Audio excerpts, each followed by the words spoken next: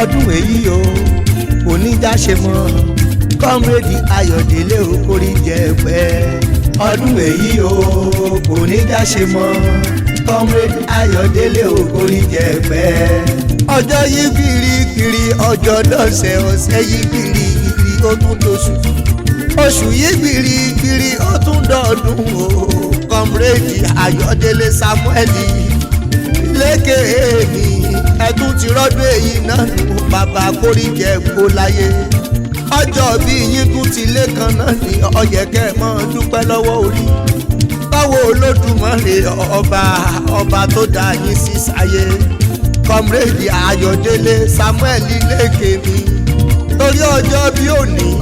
ní gbogbo àwọn youth expos Àkúrẹ́ South náà fi gbé mi débí lábẹ́ alága wọn comrade Ilésanmí Ọlásẹ́yìndé gbogbo youth expos pátápátá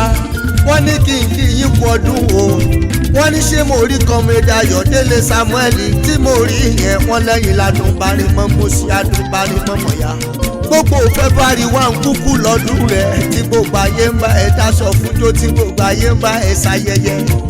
ọyẹ ẹ̀kọ́ ọmọdé gọjọgọjọ ni bàbá mi comrade Ayodele Samuel lékè mi kọ́mọ yín lọ́wọ́n ọba lógo tó ọba rore tọ́lọ́wọ́n ọba ṣe fún ẹ torí bẹ́ẹ̀ náà ni gbogbo ayé fi ń bá ẹ dúpẹ́ gbogbo Nigeria Union of Teachers ìyẹn NUT wọ́n ní bá a ṣe bá yín yọ̀ bá a ṣe bá yín dúpẹ́ fọ́dún tí ń bọ̀ ìgbà lẹ́yìn eléyìí àwo lẹ́yìn eléyìí lóbìnrin ránṣẹ́ eléyìí lóbìnrin ra nǹkan bẹ́ẹ̀ lọ́jà èmi mọ̀ lé bàbá rẹ̀ gbogbo NUT escos pátá àwọn t'Àkúrẹ́ South wọ́n ní kí n yálé bàbá tó bí ọlọ́mọ lábẹ́ ṣáàmà ń wá lábẹ́ comrade Ilésanmí Ọlásẹ́yìndé wọ́n ní kí n yálé bàbá rẹ̀ dáadáa Ayodele Samuel mi bọ́ fi gègé lọ́rọ̀ mi mo fẹ́ yálé bàbá rẹ̀ Ifọ̀n kúkú ni mo wí hùn Ifọ̀n nípínlẹ̀ Ondo ìdẹ́nilé bàbá rẹ̀ ọ̀kárẹ̀ láì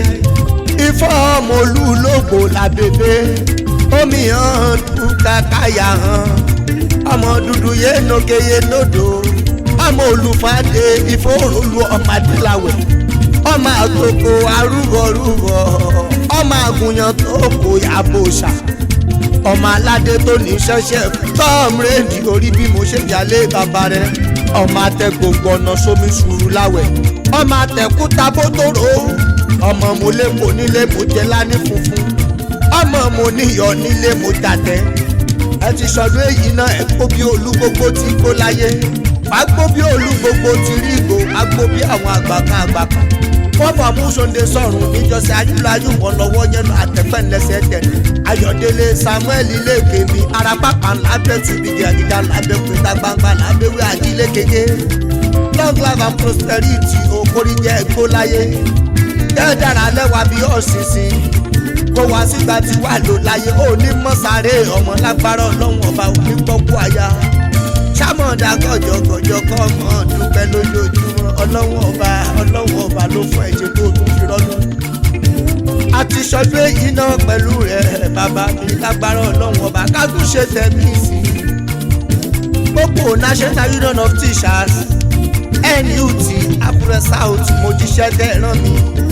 lábẹ́ ṣáàmà ń wá comrade Ilésanmí Ọlásẹ́yìndé